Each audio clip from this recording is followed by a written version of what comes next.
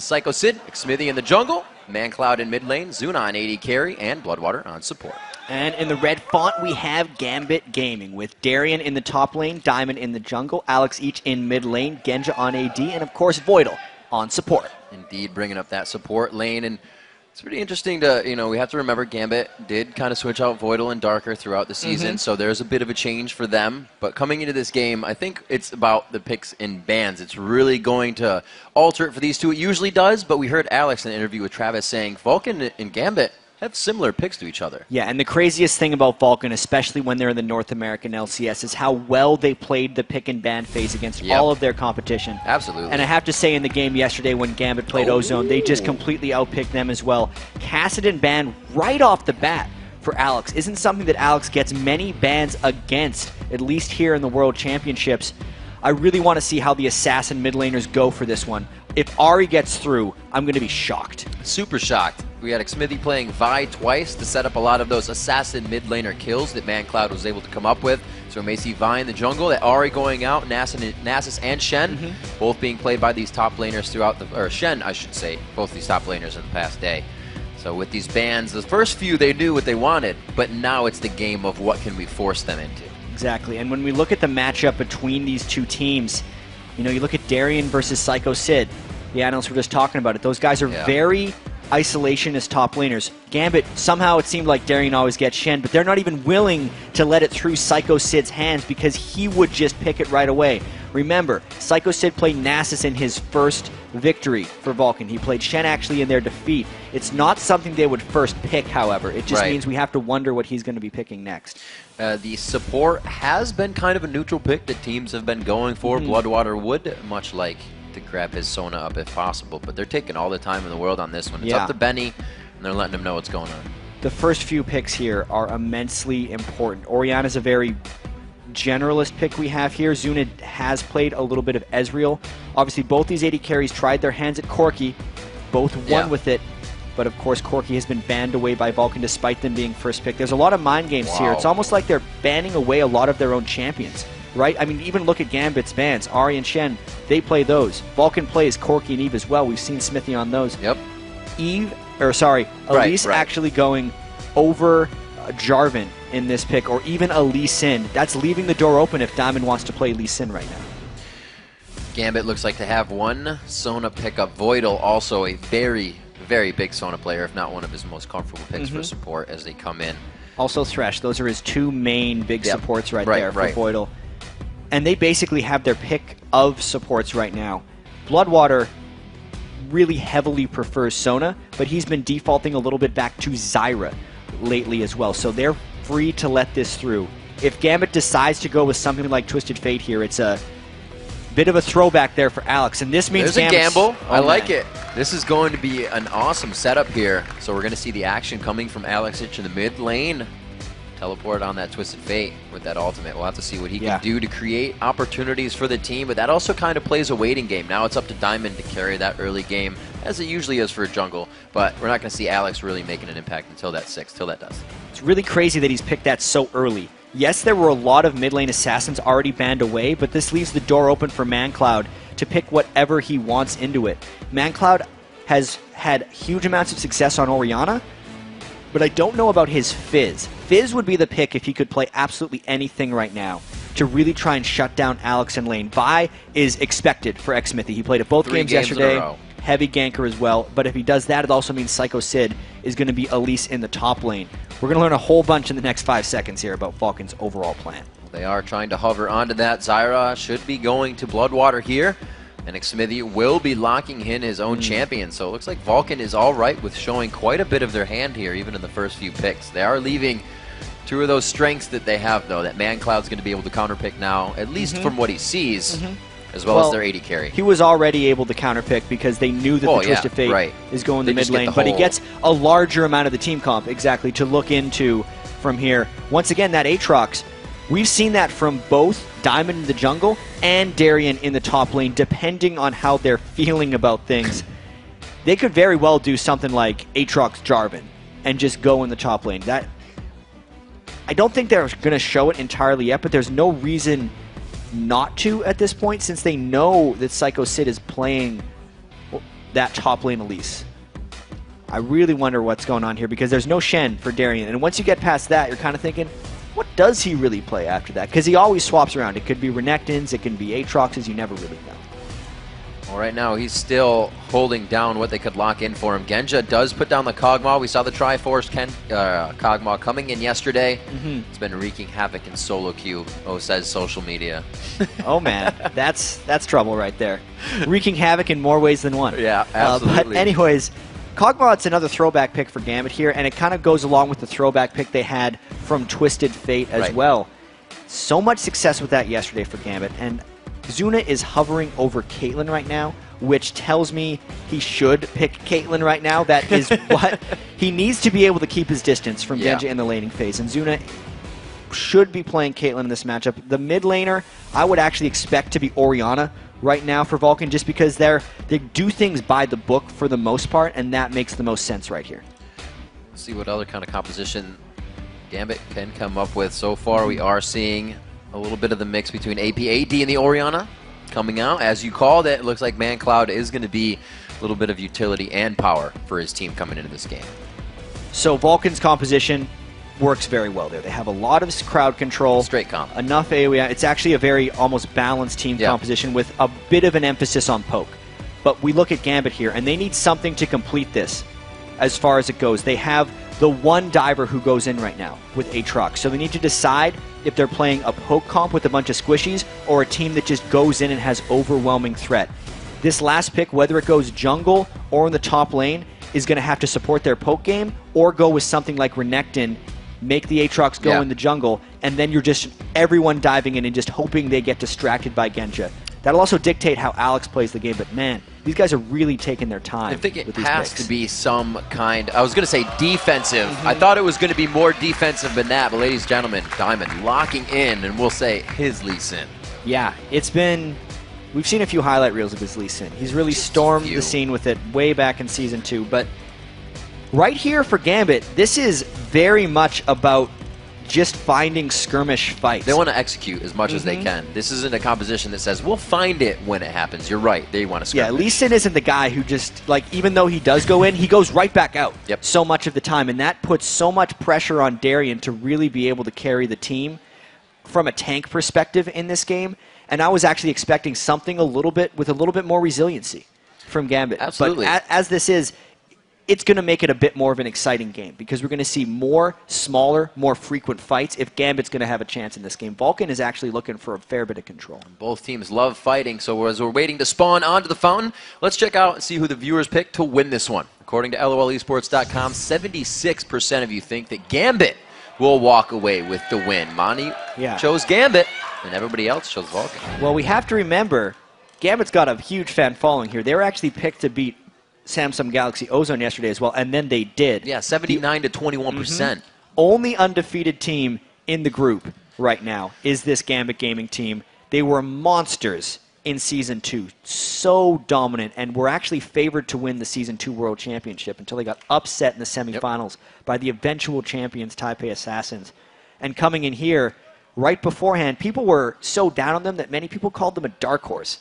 Remember, this is Gambit Gaming. They have been legendary on the League of Legends scene, and now with all the boot camping they've been doing, all the practice they've had, they still have 4 returning members from the Season 2 World Championship. Here they go. Let's see what they got for us, Jack. Game 7 of Group B, Day 2 here at Worlds. Ladies and gentlemen, Vulcan versus Gambit as both teams take to the Rift. And this game is going to be very intense right here. We have boots coming out from Alex right now. He's going to be using those boots to try and not get harassed by ManCloud's command attack from Orianna. That's actually a fairly smart choice against an Ori, but it does mean his early game damage on Twisted Fate doesn't trade back very effectively.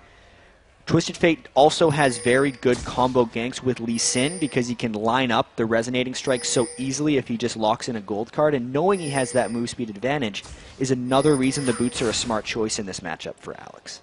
And boots 3 pots, as you mentioned. I like it. All the throwbacks coming in here in Group B Day. We'll see what the teams have for each other. And look at that. Gambit has a gold lead. That's Twisted Fate. It's all on the cards. No, that's because the support has picked a gold mastery right here. You can see Bloodwater actually doesn't have that little total biscuit of rejuvenation. Nope. He decided for different masteries on Zyra. So looks like top lane is going to be inhabited here by Zuna and Bloodwater for now. Looks like they're going to get a bit of vision of what's going on. Darien will also be able to give this communication to his team. It looks like it might be that 140 invade coming here from Gambit. And Vulcun had success. Vulcun had success yesterday invading Fnatic as Fnatic was starting red buff. They actually got first blood onto Cyanide and ended up turning 2 kills in that level 1 exchange. But this is a much larger invade coming from both teams. Right now, Gambit just walked through a ward, put a pink. They actually don't think they were spotted here. No way. They're just going to trade reds. They think they're running clean right now. Yep, trading those reds, but this is also what happened previously. Yeah, there's no way these guys are dying for this one, though. Only because the AD carry supports can't come and support that lane. Both junglers will save their smite, and most importantly for the lanes, they know where the jungler is, so they can hopefully react accordingly. ManCloud heading towards the top side, making sure Xmithy can walk out cleanly. We'll make sure that everything... Oh, Darien, you are so greedy. Like, the AD carry... Darien's all alone in this lane. His jungler's not even close. There's a potential that he would be getting 3-man dove or that 3 people are approaching the lane. But because Zuna and Bloodwater haven't checked that brush, he's getting experience. This is... Alright, they found him. Just playing hide and seek for a little bit. Not too much you're going to get out of Bloodwater with the level 1, and Darien knew that, playing very calm, cool, and collected. Thing is, he got almost all the way to level 2 because of that. Pretty smart play. It now means he's effectively undivable, knowing that Xmithy isn't close and that he was able to get level 2. Most of the time, they try to dive that guy while he's still level 1. It's almost, I remember Voidboy saying in an interview, you know, that's what you have to do. Almost 2 full waves of sitting at your turret. That's why you see people take wolves. That's the first time I've actually seen that. So bringing out all the stops for awesome little play there. Mind games by Darien, keeping himself safe, all on his own accord. Alex Ish in the mid lane, farming it up with ManCloud. No pressure yet there, but they do have the hover around from Xmithy as he starts to head towards the bottom lane. He might match up with Diamond. And Diamond going for some aggressive counter jungling. That's what Xmithy is normally taxed for. And knowing that it's a 2v1 in the bottom lane, Xmithy can't really fight back from Diamond. Voidal, you can see, is coming to bully back, so Xmithy has trouble getting this buff. He wants to wait long enough for his smite. He's not going to have the time. A really great play by Voidal to keep and continue that pressure. The map awareness coming in, but the top lane's also going to get the same treatment on this one. Don't just think Vulcun is letting this happen. Yeah, and they're trying to tank a few extra shots with plants as well while pushing this turret. It's turned into a bit of a turret race with a slight tinge of counter jungling going down as well. Still that 100 gold lead for Gambit. Trying to stretch that out here in the early game. All lanes farming quite evenly to start it off. We had that boots pot start for the Doran's Ring and pot start for ManCloud. That's in the mid lane with Alex Ish. Something we'll have to keep an eye on, as ManCloud did have the NALCS record holding, actually across both, as Freak said, the ponds with kills. Voidal taking a bit of damage there with Diamond in the wing. Psycho Sid actually flashed in for that one, nearly going down because Diamond was in the wings for a counter gank. That was a very aggressive move by Vulcun, and it puts him in a bad spot here because it's a 3v very low 2 people at the turret. Trying to chug those health potions up. The skill shots. You can see Xmithy trying to be just a bodyguard here for Sid. If Sid gets hit by that Q, they are fully going in onto this. Genja, full health. They know they have the coverage, and they are still trying to pressure it. They want to be able to keep the pressure in the top lane for Vulcun as well, but they're doing what they can to keep Xmithy alive with Psycho Sid in the bottom lane. Whoa, Xmithy, you're getting crazy. Level 4 to 4, they're going to Diamond! Could it be first blood? He pulls himself out just on the outside! It wasn't the Q! Psycho Sid couldn't hit it! The kill goes out! First blood going over to Voidal, and Genja gets the second one. 2 huge kills coming out for Gambit, and that's because Vulcun decided to go in a 2v3. They knew Gambit was going to be able to loop around the turret and go and get that one. They could have just taken the turret trade if they played conservatively, but they got greedy, went for first blood, tried to take it all, got very little in return. That's actually pretty good for Vulcun coming up with a gold there. 700 still in the favor of Gambit, but if Vulcun can now switch their lanes up, stop this bottom turret from going down, they could really start to set something up nice for themselves. And one thing that Vulcun just was amazing at in the North American LCS was finding ways to get leads early in the game. Likewise, Gambit struggles substantially if they fall behind early, which is why on paper in this matchup, 3 of the analysts took Vulcun over Gambit, because that's the way they were expecting this game to start. But now that Gambit has an 800 gold lead thanks to that bottom lane double kill, everything has changed. Gambit is actually in an incredible position to win this, knowing how well they play with leads. As far as their composition goes, Gambit still needs to go around and find a lot of smart fights just because they need to use their global map ability from Alex Each. It's still just such an amazing start. I'm expecting Gambit to try and pressure that somewhat extended fight now with Alex Each with the ultimate up. They can really get a nice pursuit on somebody that's low health and trying to gimp away. A 1k gold lead now in place. We see Diamond on the back of Alex in middle if they try to activate anything there. Looks like they don't even want to use the Destiny. They just want to get the first kill. And right now, Vulcun is playing the turret game against Gambit because they've lost the kill game right now. When they did the lane swap after taking the top turret, they're essentially assuring that unless Gambit swaps back, they can't get a turret of their own, and this 1-0 turret advantage should actually stick for quite some time for Vulcun. And I love what both junglers are going through their heads. Mids are 6, we're probably going to fight each other. Let's get some defense here as well for us. 9.6 to 8.8. That gold lead being only closed a little bit. Darian leaving his lane here, giving that farm up. But it's not hurting him too bad whatsoever. He's 35 to that 15. It was 15. A big gap picked up there by Psycho. Psycho Sid was dealing with Genja Voidal and Diamond procs that entire time, and then he ended up giving a kill back. The only reason that Darian is off taking jungle is because the lane is pushed up so far, and it's actually a dangerous place for him to be against Vi. Knowing that Xmithie is now level 6 for Vulcun, they need to pick their gank very smartly. Vulcun is actually should look to gank Alex, otherwise Alex is going to go and spoil one of Vulcun's ganks. Knowing that Xmithie is bottom lane means they have to be even more important about Alex potentially going in. Diamond going for ManCloud instead. Second time coming around, using that dissonant speed steroid to get himself to safety. And looking at this bottom lane, Xmithie waiting in the wing and in the dark. They know the flashes from Genja and Voidal are down, and if they go before the zone is level 6, it's a kill. Boom, right onto Genja, the Assault and Battery with the Bolt Breaker. Genja goes into the bush. He's trying not to bring the fight to Voidal. He knew he was going down. Awesome stuff there by Vulcun. Extremely well planned. And the reason the Twisted Fate couldn't come down to spoil that day is because ManCloud maintained enough presence in the mid lane. And they only timed that gank as well after ManCloud had already been ganked by Diamond. So all the potential for a counter gank or a turnaround and Vulcun not having a 3v2 were eliminated by what ManCloud was doing in the mid lane. Vulcun playing that one very smart. 2-1 as they pick up their first kill here. Remember, they got the first turret of the game as well, and that has switched these lanes up back to even as they started in that 2v1 process. Now, 9 minutes into the game, it's only a 500 gold lead going in the favor of Gambit. It's being closed very fast by ManCloud and crew. I can't wait for the rest of this Group B because all of these teams are just so closely matched, but with just different play styles. Vulcun, Xmithie just has such crisp and clean ganks. Yep. And the biggest surprise to me about Gambit is how well this bottom lane with Genja and Voidal has been doing. Genja and Voidal's bottom lane hadn't been working very well. Genja was building all kinds of crazy builds, Tear the Goddess Varus, triple Thorns on everyone. Sure, Trinity Force Kog'Maw is still a little bit weird. Most people don't say it's working, but they're doing well in lane most of these games. Boom, getting a bit of extra damage out for an extra, but the quick damage out. Xmithie cannot respond to that.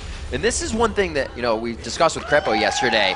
If there is ever a ward near Diamond he knows about or in his jungle, he will pull anybody with a pink ward to clear that ward. He does not like wards around him. Yeah, both these junglers are having pink ward battles. Xmithie just trading back with Diamond, actually. Get out of there, Lee Sin. You can't trade with Xmithie's Vi. And whoever actually has a lead has better chances of maintaining the pink ward control. If Vulcun goes for the wrong pink ward, TF's going to ult in on them and try to stop it, which actually puts even more pressure on Mandatory Cloud to keep Alex Each from ulting. He's got to stay close enough to him that he can shockwave him with Orianna, but far enough away that Diamond can't gank him and kill him. It's a very tricky dance. Alex Each already level 9. Have not even seen the Destiny used in a pursuit of a fight for Vision, so they're holding that until the right spot. Him leaving lane, they want to make sure that doesn't give ManCloud too much of a lead. And Darian all the way down here, knowing that Psycho Sid is off in the top lane with no turret as well to push because someone is down. This is Gambit actually just outmaneuvering Vulcun right now. You can't realistically go in and defend this 3 or 4v5. All those pink wards, they are laying them down, getting a little bit of return on their investment here. Xmithy on one side, he might try and steal, but he against does Lee have Sin. flash up. He does not get it. That's going to be tough. Lee Sin able to get the execute and the smite down. Xmithy may go down there. Oh, they throw the command shockwave. That was quite unfortunate on the Vault Breaker, just out. He connects with it and he kicks it back.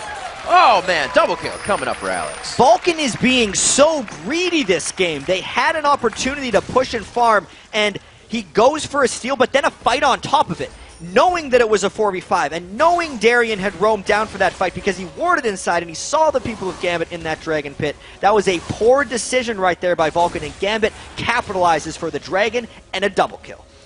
4-1 now is the score. Gambit has yet to really activate anything else off of their Dragon. They've kind of evened up that gold they lost to the turret. They're not moving off the kills just yet. However, you can see the pink wards 4 straight down the river in a line, keeping them safe from any invades, keeping Diamond's jungle clear. Yeah, this is more to come back from here because there was the first double kill that Gambit picked up in the bottom lane. And then Vulcun was actually able to play smart and come back from it because Xmithy came to the bottom lane, was able to gank down Gambit. Then Gambit made a great play for a Dragon, and Vulcun should have said, we'll give you that one, and keep playing smart.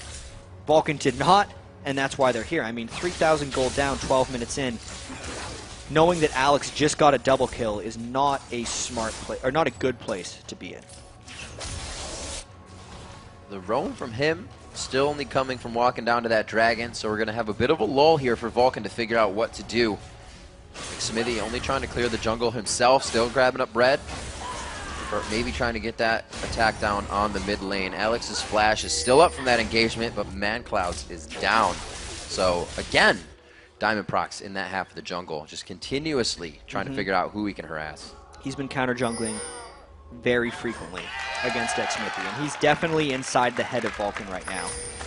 Xmithy's made a couple calls that have backfired, and I think this is going to really temper the aggression that Vulcun is normally able to dish out early game. We haven't seen Xmithy really past the halfway part of the map this entire 13 minutes, and that's because Diamond is destroying him in this jungle matchup. So with this composition, what do we see Gambit trying to do? Because it's not what we thought, the level 6 Alex everywhere. They're kind of just controlling the map. Exactly. It's Diamond doing a lot of work and Alex just making sure he farms. That's completely okay with Alex. If he is willing, if he's able to get 300, 400 minion kills like he did in the old days for Gambit, and Gambit's winning, no problem. You see possible Hydra build coming out of Darien on that Aatrox. Looks like he wants to get out a maximum amount of DPS from his build, so he's going to go straight for that damage. We see again Diamond procs, constant harass towards this mid lane and bottom lane. Stranglethorn's down onto Voidal. Now it's going to be a quick one. Will they decide to activate this in mid, knowing the pressure is there? So Vulcun can get that whenever they want. Now it's about Diamond. He gets the Q. Destiny coming in. They're going to find each other. There it is, a good shockwave, but it's only going to throw them about for a second. Gets the shield on. The burn is there from Red. They get the flash out for it, though. They were actually a little bit worried he was going to get away from that one. Knowing that there was a kill in bottom lane, though, it looks like we're going to be trading some turrets. Vulcun pushing bottom, Gambit pushing mid.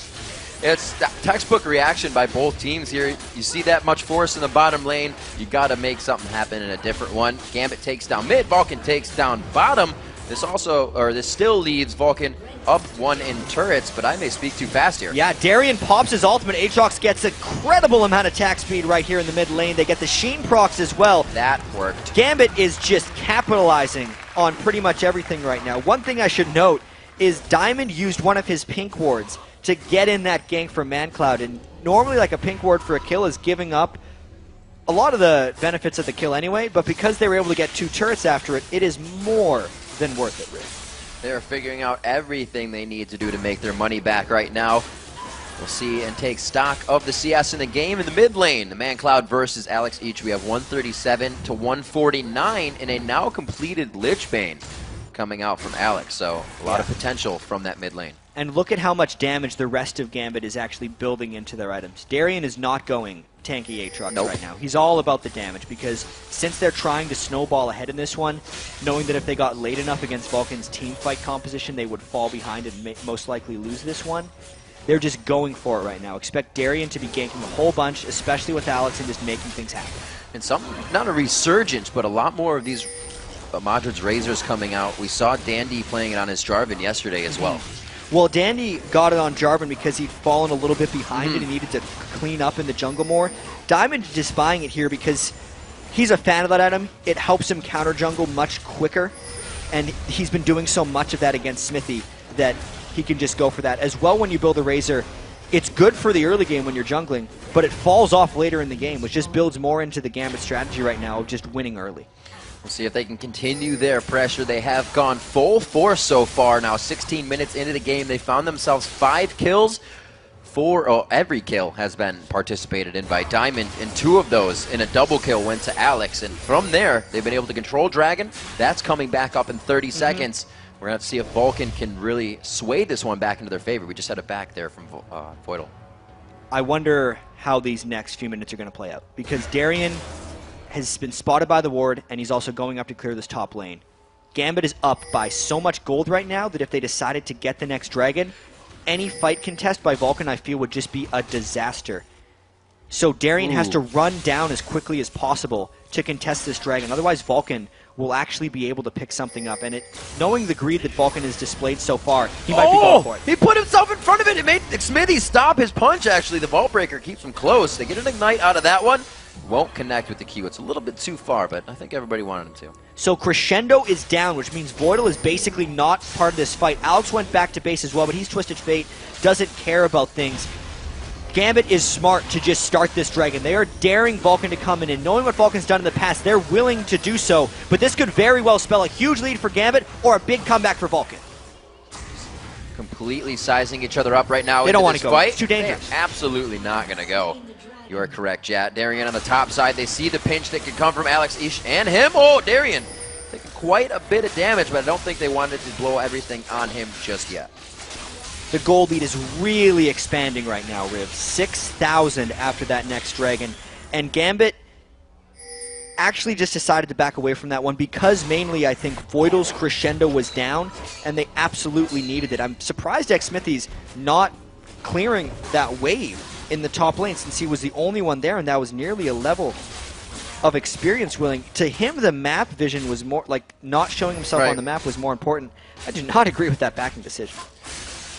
We'll see what Vulcun can do now. 6,000 gold down. That is not getting any easier for them, but they are still trying to contest every possible thing that they can. It's almost hurting them a little bit now. They have to size up what's going on, figure out when they can take the advantage. We saw 3 of them just a second ago on Alex in middle, but it almost seemed like Gambit was baiting that. It was Darien waiting on the side and Diamond waiting on the side. They want the shutdown on Alex, but they may go a little too far to try and get it. Yeah, and just looking at the items right now, fighting is not that beneficial for Vulcun unless they find just the right fight. Knowing that Trinity Force is completed on Genja, it is so strong right now. The Trinity Force won't transition that well into other item combinations, but in the moment, Kog'Maw is incredibly dangerous.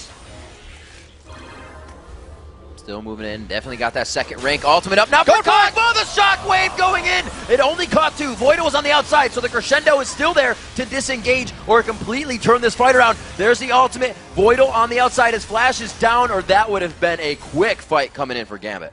So Vulcun tried to catch the team fight since they got a catch with a Cocoon, but the damage just wasn't there. No. It's only an Athene Sun Holy Grail onto ManCloud. Psycho Sid just has a bit of magic penetration, is level 11. But that's the 6,000 gold lead right now difference. That's the levels that Gambit has been able to build up. Darien is 2 levels above Psycho Sid. Alex is a level above ManCloud. Every level is worth 500 to 700 gold depending on what champion you're on. The gold lead is more than just 6,000 in this game when you take into account the experience as well. Putting that Caitlyn to work, finally getting themselves to the turrets. And Zuna takes a quick shot back. You gotta trade back and forth. Can't have your cake and eat it too. Zuna getting a little too aggressive there. They don't have any coverage of vision in the top side of that map. They can't afford to do things like that. No, they cannot. Vulcun trying to just sit back, farm a little bit at this point. They know that Gambit does need to force team fights sooner or later, and if Gambit's not too aggressively counter-jungling or forcing around Baron, the percentage gold difference will remain even and maybe even close a little bit. So it actually is on Gambit to make a couple plays here, unless Vulcun runs into them. You got the flash there out of Diamond. He actually pulls that over using his ward. Maybe that safeguard was just down from mitigating a bit of damage. We see the Bloodthirster, Caitlyn coming out instead of the Infinity Edge. These extended fights that Vulcun knows are going to be happening.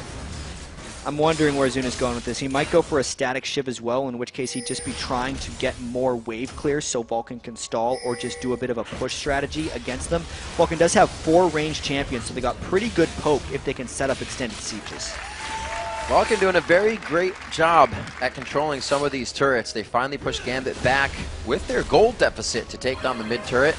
We'll see that Alex Ish now gathers with his team in mid, and we'll see if Vulcun can now hold off what Gambit tries to throw back, because with that turret down, Vulcun is kind of searching now for where to go next. That turret was the last thing they had as a low-hanging fruit. It's been a very interesting game, because if it wasn't for the 2 errors from Xmithy, where he basically baited Vulcun into multiple double kills, the game would be extremely close, and Gambit's team composition would be running into some dangers of falling off. But as it is now, since they have a 6,000+ gold advantage, I think they're going to be able to take that and just grow their advantage, and they're far enough ahead that they can really make some aggressive plays. I think it's just a matter of Gambit getting the right ward control right now and then finding the fights with which they can engage. 2,500 gold in the hands of Alex over ManCloud right now. That's that. Zanya's coming in for him. The playmaking can also now start to come from Alex. We haven't seen the ultimate really start or end a fight. It's kind of just been to facilitate vision for his team to go in. So the way they're using the Twisted Fate, a bit different than usual. Yeah, it's not that crazy all over the map action, but a lot of that has to do with Vulcun always being within their turrets. There's no positional errors aside from the few that Vulcun has made that are there to be punished by Alex's Twisted Fate. So instead, he's just farming up a storm. He's more than 10 CS per minute with Twisted Fate right now, and knowing that he's got those loaded dice as well, he's just head and shoulders above everyone else. He's nearing 10,000 gold already, only 23 minutes in. The kills have slowed down somewhat with this first tier of turrets being down on both sides. We remember Darien popping his ultimate, and that last mid engagement allowed Gambit to take 2 in the mid lane. They haven't really tried to work off that, though. They're not invading the jungle. They're not trying to pressure in and get any pinch attacks in, like you said, waiting for those mistakes, but Vulcun not making them too often here. And despite Vulcun being behind, they are still dumping huge amounts of money into wards. There are 4 pink wards within Vulcun's red jungle, and that is what they have had to do since they've lost those 2 middle turrets. They cannot control the entrances and exits by turrets, so they have to do it with pink wards. It's an interesting play there because they normally need that gold to come back into the game with items, but instead they're using it for vision control, which actually tells me Vulcun is looking to find a team fight somewhere in their jungle while Gambit looks for picks. Voidal almost being the first one. Yep, he took his cue. They go to Dragon. The Oracle's on Voidal now, looking over onto Bloodwater. I don't believe he has one just yet. Still working with the pink wards on his side. So Gambit clearing out this map for themselves. They will start to pressure and push every lane past the river. Hopefully start to get some more attacks in the jungle. I fear that Vulcun could actually stall this out quite hard coming up here. Well, they've been stalling for quite a while, so they can try and continue that trend. The later it goes, though, the faster Gambit can kill Baron, and the riskier and more difficult it will become for Vulcun to actually play this stall game without just risking falling too far behind and getting tower dope. Vulcun has been prioritizing pink wards in their red side of the jungle because they were hoping that Gambit would look for a fight around Dragon and then Vulcun could turn something around. But that's actually going to turn to Baron next. Vulcun waiting in the wing. They see that ward come right over Wraiths as well. Gambit pretty much always has an idea what zone of the map Vulcun is on, what quadrant, if you will, if you split it up into that 4. And right now, they know that bottom is just warded up. They aren't even really entering it. Voidal's Oracle actually wearing off, so they don't know how safe they are, and it's not very safe. They're going quite aggressive here. They shouldn't be going that aggressive here because they are extremely far behind, and the fight in the open would not do Vulcun well. If we think of Vulcun overall, so far in the World Championship, they started off pretty much as well as they could against Fnatic. And then ever since the halfway point of that Samsung Galaxy Ozone game, they've been on a downward trend. They went from having a lead in that Ozone game till 8 minutes later just getting beaten in a landslide defeat. And the start of this game against Gambit has not been much better. This is actually a 2-man Baron, now 3, that could get things done. And since Vulcun has not taken any ward control in the Baron area, Vulcun spent so much time pink warding their own red buff, Gambit should be able to take this one uncontested. it's going to go. It'll take a bit. That Madrid's definitely helping out here. They're able to facilitate that. Throwing down Locket just late. Solari. Oh, Smithy on the outside. He comes into the fight. Psycho Sid from the back. A lot of damage onto Smithy. Trying to peel off Diamond so he can't do much, but goes down. Will there be a follow-up? Oh, it's going to be the dive coming in from Darian. The crescendo comes out, and ManCloud will not be able to help the team. Still the chase coming in. Psycho Sid goes down, and there are kills across the map. Gambit not making the mistakes right here. They forced the Baron because they just waited until they'd be able to 3-man it. Honestly, Gambit is playing world class right now. They're gonna probably move to 3-0 in the group here. They have the Baron buff and 3 recently deceased members of Vulcun. This is a strong turret push for Gambit. Okay, people say you can't count them out. They perform when it comes time. This is going to be their first inhibitor turret, and it does not look like they are stopping. With 2 members down and 12 seconds on the clock for them, the inhibitor will fall in the top lane. Yeah, this game just blew wide open for Gambit. They'd had the lead for a while, Vulcun stalled for a bit, and now Gambit is just doing what they want. This whole base right now is Gambit's. They have a mid wave that was perfectly coming down that only helps them to get more objective here. That's the 3rd turret on this run, and it looks like Vulcun has the team up. They now want to engage. Those timers are up for them. Darian goes in, but it's a back off from everybody, and this is when Genja comes into play. Everybody's scattered, the living artillery to come down. And they still have the Baron buff, regenning everyone up from Gambit. They get 2 more kills. Gambit looks like they have a very quick victory here if they just finish it off. A good body block there by Diamond. Genja still throwing that Bio Arcane and Living Artillery at his opponents. The first Nexus and the second turret fall at the same time. It's going to be the Nexus as well. 10-2. Gambit 3-0 here in Group B. Gambit absolutely dominating this group so far. Vulcun looks strong. They took them down. They beat Ozone yesterday, and that only took them 27 minutes to dismantle that Vulcun team. Diamond Prox has got to be happy about that. You know, they kept coming in with the same. He didn't have Ahri, and Alex did not need it. He brings out what I believe is the first Twisted Fate for us here at Worlds. Yep. And they were able to play it in a, not unorthodox way, but it wasn't the destiny to kill. It wasn't the destiny to, like you said, get somebody out of position, because Vulcun wasn't making those mistakes. So